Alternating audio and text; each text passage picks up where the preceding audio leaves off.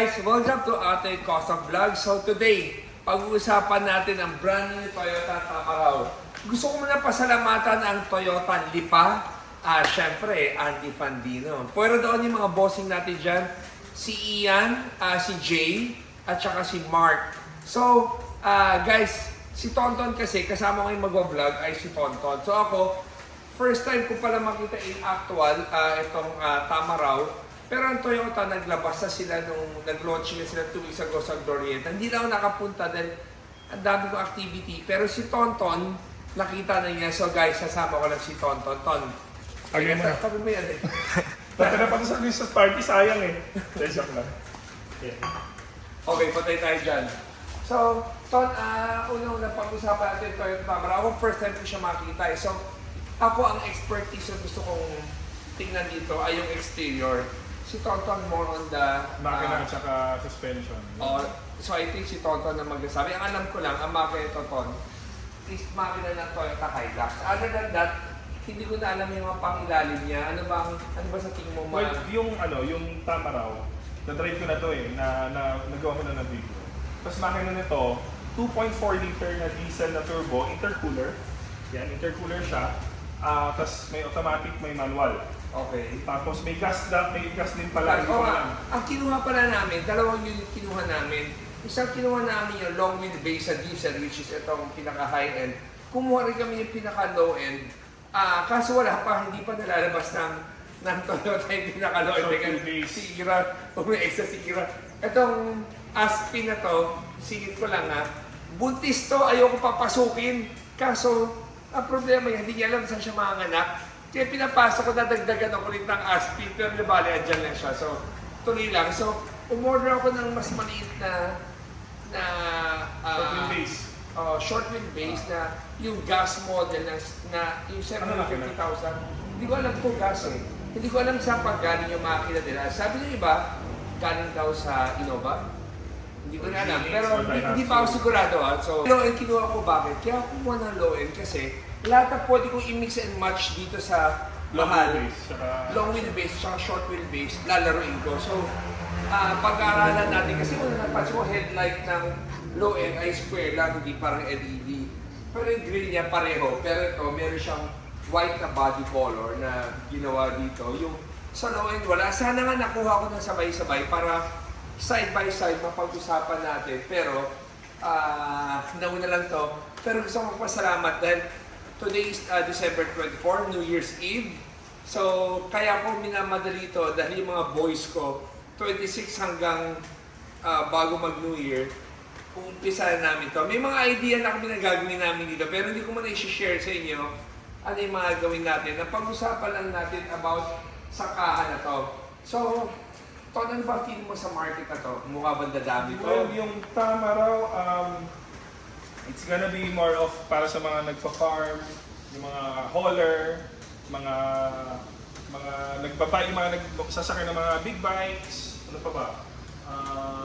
And deliveries. Mga security. More security services. Kaysa mag-light ace ka, gusto nila mas mahaba, ito na yun. Tsaka maganda yung makina. Na-drive ko na. So. Ganon. Ngayon naman, yan yung perspective ng marami. Pero dito ngayon sa Atoy Customs, iba ang gusto namin gawin. Ang view na gusto namin gawin dito, for me sa exterior, parang ginawa namin sa Toyota Light Ace. Gusto namin gawin para maging luxury, hindi ko masabi kung ano. Kasi Marami. Pwedeng RV, pwedeng passenger. Yeah. Well, Pwedeng nabanggit ko na sa camper. vlog to, yung RV talagang gagawin ko na. Okay. So, itong unit na to, meron na siyang camper van na naka-ready. Naka-ready na yung camper van to several months ago pa eh. Hinintay ko lang talaga dumating yung unit. Pero kung sa camper van, marami pa kaming gagawin dito. So, umpisa na natin. Silipin mo natin. Itong harapan na to ako, nakita ko itong grill na to. Ito yung mga common na gagawin na pwede immediately na pumasok ulit sa utak ko. Tatanggalin mo, i-shape mo lahat to para maging screen. Okay. So, isa sa para maging mesh type. Yan yung pinaka-simple na pwede mo gawin. Maging sporty agad, ano? Oo. Pero may naisip pa ako, itong linya na to, gusto ko sundin, itong linya, imagine mo wala itong puti sa low-end tayo. Itong puti na to, kukuha ko siya ng linya na ganyan. ibababa ko siya hanggang dito. Tapos iangat ko ulit para maging isang buo. Paano mo gagawin? Pag putol mo, tapos may parang adapter add-on ka. Maglalagay ako ng parang siguro, imagine mo na lang, parang ito yung taba na to, naka-pop out. Yung pop out niya, magiging buo na siya hanggang baba. Kasi itong portion na to, ito medyo hindi maganda eh. Flat na hindi mo alam paano mo papagandahin. Kaya naisip ko lagyan ng parang pababa na ganyan. Parang yung mga bagong Yeah. mga Tundra, Sequoia, yung mga ganun. Yung itsura niya na... Maybe. Pero hindi ko pa nakita ang itsura nun. Bigla ko na naisip, ito yung isa sa mga pwedeng gawin. Tapos, syempre, lalagyan natin ng chain spoiler. Pwede rin. Tapos lalagyan, gusto ko yung lagyan ng accent banda dito, pwedeng nilagyan ng fog lamp or something. Tapos, naisip ko itong vent na to. Pwede mong, yung ginagawa natin sa body kit natin, binubutasan natin to, nilulubog mo, parang meron ka parang mesh na Vent. vent sa loob. So, isa mo yung metro ko. Okay. Yung height niya to, medyo maganda na eh. Parang hindi mo na kailangan yung lowered eh. Actually, Kailangan mo lang yung tamang specs ng goma eh. Ah. So, ang original niya ay, ano ba yung Sa 215-65-16. Patama, 215. 215-65-16. So nagawa ko dito sa Tamaraw na nilift natin ng TJM. Naglagay ako ng 30-inch by 9.5 with Concept 1 Retro. Offset niya parang nasa mga 30 yata o 25. Tapos nag-lift ng TJM at the lifting code. As I said in my video, parang gusto ko pa itaas konti yung likod. Yun ang inapansin ko. Pero itong ito, nakita ko sa mga ibang videos. Yung goma niya, 255 ang nilagay niya. 255. Size 18, 255. Yung itsura, yung tindig niya, ang ganda eh. Parang busog na busog. Kaya. So, Malaki wheel well eh. Malaki wheel well niya para sa mga ang layo ng body mount doon sa goma. Kaya kahit mag-oversize ka, okay lang. May naramdaman lang ako na parang may sumayad somewhere. Hindi ko alam yung offset dito yata konti eh. Nung medyo hinataw ko doon sa maliit na bridge. So, yes, malaki yung maraming pwede kayo ilagay. Ano mga pwede mo lagay mga 5 volts 114? Mga Concept 1, mga Icon, mga Method, Vogue Racing T37s, mga ano pa ba mga 5114? Mga Advan, Wedge Sport, so agile to, pwede maging parang ala street, ala camper, ala off-road, tsaka sa mga gagawin ni Julio na passenger. So ito yung makina niya, 2.4 na diesel. 2GB. 2GB, nakalagay dito yan. So ito ba yung mismo makina ng Toyota Hilux? Oo. 100% the same. Oo, pati downpipe niya parehas. Parehas, pati intake. Ay, well, similar intake, pero ito, parehas, 2.4. Okay. So ito yung harapan niya. Ngayon, punta naman tayo sa side. Itong flarings niya, kasi pansin mo sa likod, walang flarings. Ito. So ito na-imagine ko agad, kukuha mo ng pattern, itong temporary mold, gagawa mo to, tapos kukunin mo rin yung kabila para maging buo siya na letter U, tapos i-modify mo para malagay mo dito. Side. Okay. Para malagay mo dito, para na mag-pop out siya. Ngayon, sa karamihan na may Toyota Tamaraw, ang lagi na sinasabi ito, ang ganda raw ng ulo. Baga ang tawag nila, di ba may tinatawag na hipon? Ito kabaliktaran ng hipon. Dahil maganda Ito, yung harap. maganda yung harap. Ang sabi nila, pangit yung likod. Kaya, pero guys, huwag kayong mag-alala. Yung sasabi niyo pangit yung likod, ang dami namin iniisip. Pero sa may mga Toyota Tamaraw, bigyan ko na kaya agad ng immediate solution para gumanda yung itsura ng gilid nyo. Kung sakali medyo nagbabudget din kayo, bumili lang kayo ng any, di ba itong portion to, ang pangit itong, ito, tapos ang daming mga linya. Para pumili siya to, naisip ko, kumuha ka lang ng maraming materialis sa pwede. Babalutan mo lang siya, kukunin mo yung height nito, which is about 14.5 inches. So, kukuha ng 14.5 inches by, kuya, hawak mo nga ito pa. By 105 inches. 105 inches is about 8 feet. Almost 9 feet na. Imagine mo, may materialis ka na pino, itatapal mo, ile-layer mo lang dito, i-double tape mo lang, tapos kulay puti ang linis na. Same thing, ito ay maraming butas. Kasi pag nasa video, pag nakikita mo to, ang daming linya, well, tapakan. Pero may mga ibang buyers kasi nito, hindi nila gagamitin to eh. So same thing, kung anong gagawin mo dito, yun na pwede mo gawin dito, ibe-bend mo nga lang ng konti, para lang mawala yung dami ng line na yan. So ipapatong mo lang. Tapos dito naman tayo sa likod. Ton. Ito ang likod, medyo interesting ko eh. Hirap kasabay kuya ko sa video. Kasi ang laki ng chan ko ngayon, naka-stomach in na, baka himatay na lang ako. Okay lang, Pasko naman yun, ilabas mo yung mga tiyan. 24 naman ngayon eh. So anyway, itong likod naman niya, excited rin ako dahil ang diba napakapangit, ang daming sabi ang pangit ng likod. Imagine mo na lang, para kang may SUV, imagine mo na may SUV ka na walang bumper. Imagine mo, any SUV, na yung bumper ng SUV na kasing haba nito, isalpak mo lang dito, iba na itsura nito eh. Pagtanggal mo nito, ano yung para sa LC7 ngayon, parang tube. Hindi lang yun. For example, bumper ng Hindi, Hilux. So, sabi na Hilux. Old school kasi yung facade ng likod. Parang LC76 Rebirth. Nakukuha niya yung ano nito, yung looks nito eh. So mas medyo may maganda yung tube. Kaya tonto, tube iniisip niya. Sa akin, iniisip ko, yung bumper ng, whatever bumper ng, imagine ka, sabi ko kayo na Hilux. Papalitan mo na ng taillight or magko-customize ka ng bumper. Dapat ang shape niya, parang manipis na, parang pataba. Babalik ulit sa manipis. Parang ano ba yan? Medyo modernize mo. Medyo modern, oo. Modernize. Whether it's a bakal or fiberglass, pero hindi yung flat na flat. Ngayon, itong portion na to, may purpose naman yung Toyota, ba't niya ginawa yan? Dahil pag binaba mo yung drop side niya, meron siyang bump dito para hindi tumama. So again, depende sa industry eh. Kung ano yung, depende sa industry kung ano yung gamit eh. Yan o. So pwedeng deforma, i-modernize mo, i-peg mo ng parang Rebirth na 79.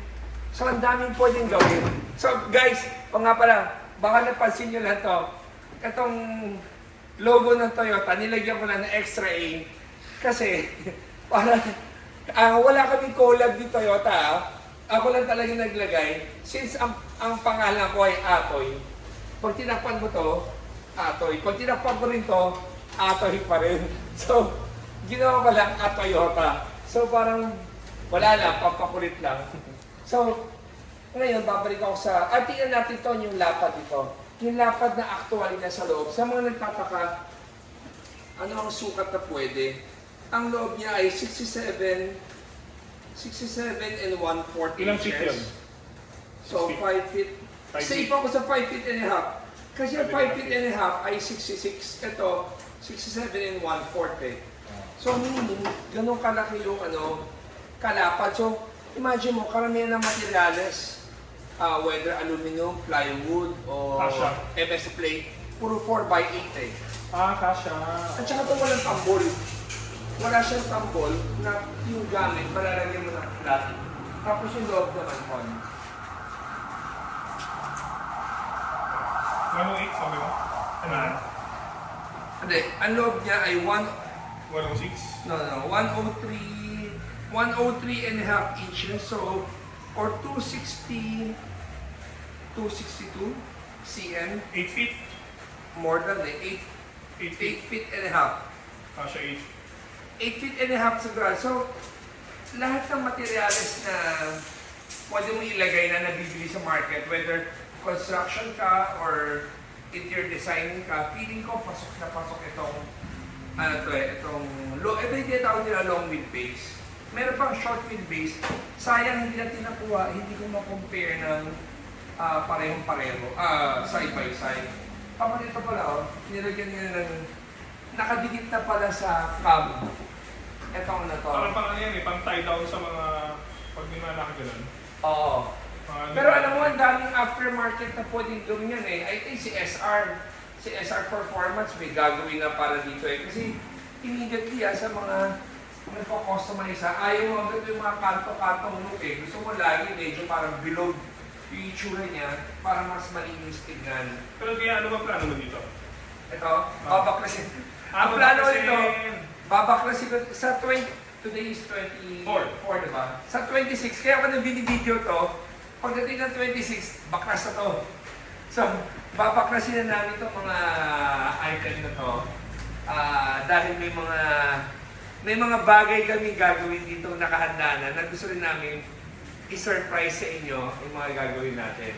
So, gano'n ka ng captain seat?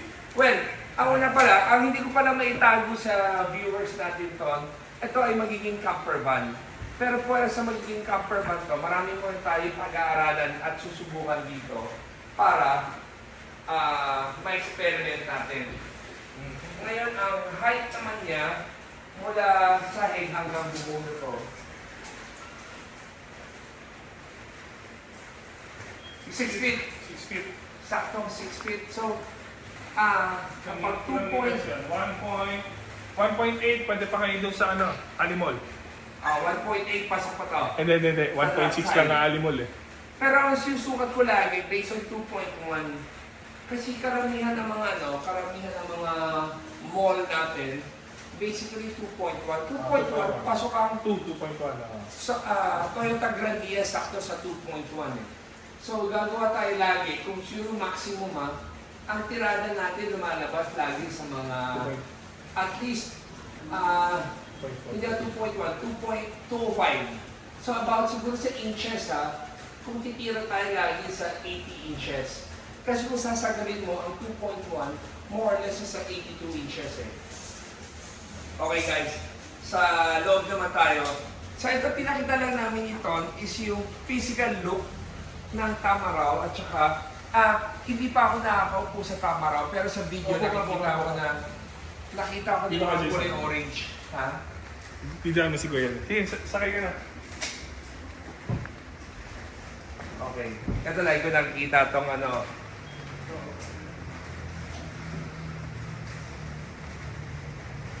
So, 97 kilometers.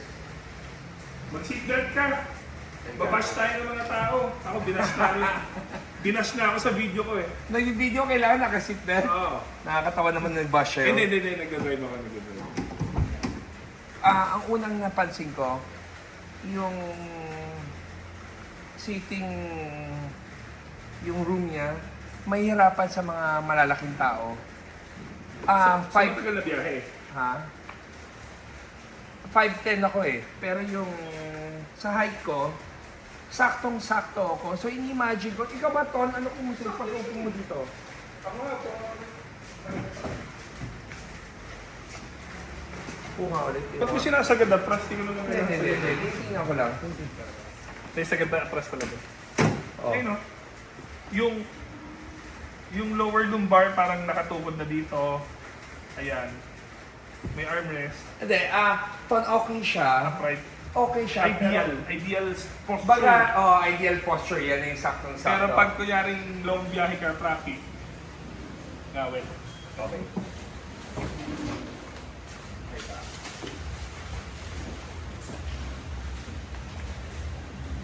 Teka, napanood ko na angat to, which is ito nga. Ito na pala yung pinakaangat niya. Tapos, wala pala siyang Ton, lang pala siya speedometer, walang RPM. Nasa susi.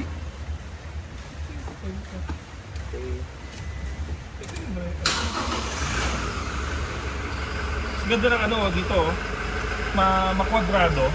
So, feel ko yung bagong parang mini cruiser, parang ganito rin siguro yung ganito rin yung dashboard. Ganito rin yung dashboard.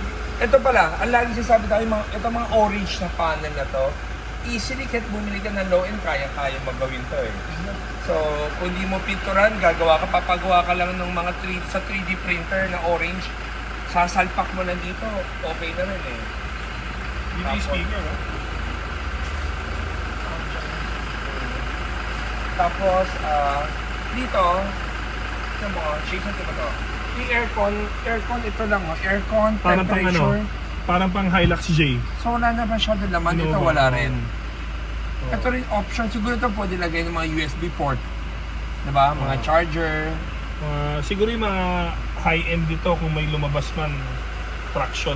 Hindi pa ba high-end to? Itong 2.4? Hindi natin alam, baka may lumabas pa. Kasi alam mo yung nakita ko sa sa YouTube sa Thailand, yung parang nilagay niya cup holder, parang iba, parang shape niya parang may pagka quadrant, parang Mas may high-end pagka pa? octagon. Mas high-end pa? Hindi ko alam pero lagay ng gamit niya pareho.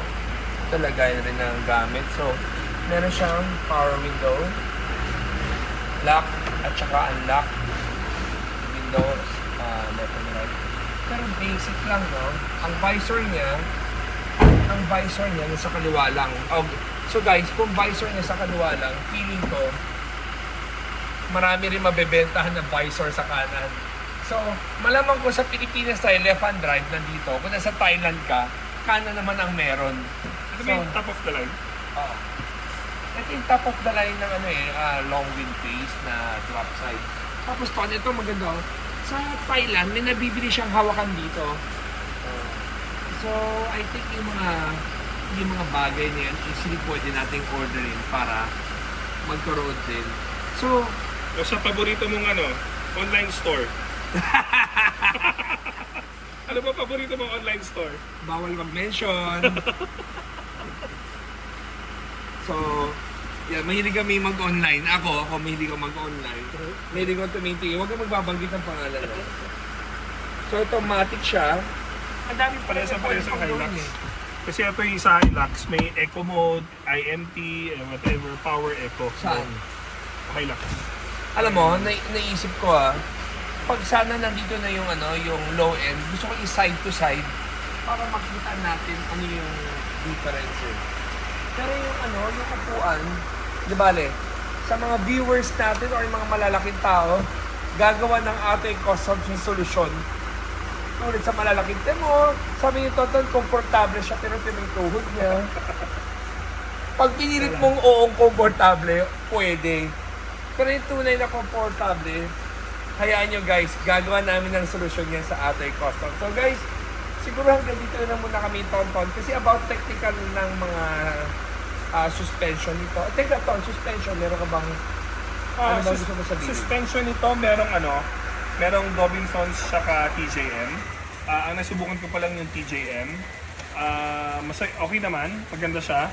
Sa mga nag-comment sa post ko na matagtag, niloloko ko lang sarili ko. Ano yun? Kasi habang nagdadrive kami ni John, pababa ganun. Pero ako kasi considering na ganito siya, mababa, mueli siya, pwede na. Okay. Hindi siya, kasi sinasabi, wag mo kami lokohin, kitang-kita sa katawan mo, umaalog ka. Guys, So para sa mga technical lang, kumaga maganda na. Sino ba pagtatanungan niyo ng mga suspension, yung mga nakita niyo yung mga nagtatalyer-talyer na gumagawa ng mga lift-lift. Siyempre expert na tayo dyan. Okay. Suspension. So guys, Balita ko sa inyo mga troller. bago pa magyabang yung kapatid ko, gusto ko lang i-share sa inyo, marami kaming plano dito regarding suspension, sabi nga ni Ton, si TJM at saka si Dobinsons, meron raw. Pero I think lalabas sa market, maraming lalabas sa market na ano pa yung magiging mas maganda, especially sa Thailand. Ang daming manufacturer doon na kung ano-ano.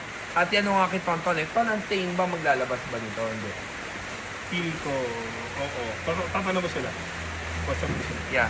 So, I think pagpunta namin ito sa January sa Tokyo, tatanungin namin si Kane kung maglalabas sila para dito. So, guys, hindi ko napapatagalin itong video na to. Gusto ko lang i-share sa inyo. Abangan nyo lang yung mga gagawin namin. Ako mismo sobrang excited.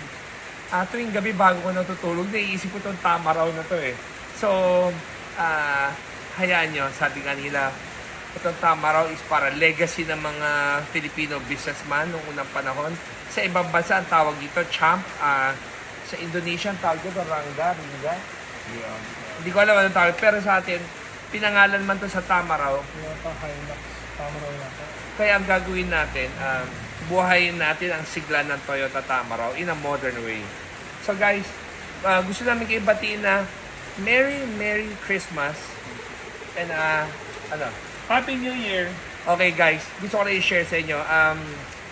Si Jesus ang reason ng Christmas. Sana wag niyo kalimutan. Hindi lang panay celebration. Well, masarap naman mag-celebrate, pero wag niyo lang kakalimutan. At saka, like yung sabi, everyday is a blessing talaga. So, everyday na gumigising tayo is a blessing. At saka, i-maximize natin lahat ng pwede natin gawin sa kapwa-tao. So, guys, thank you for watching. Meron ko pa gusto sabihin? Always remember, Jesus loves you, and God bless. Guys, riding comfort.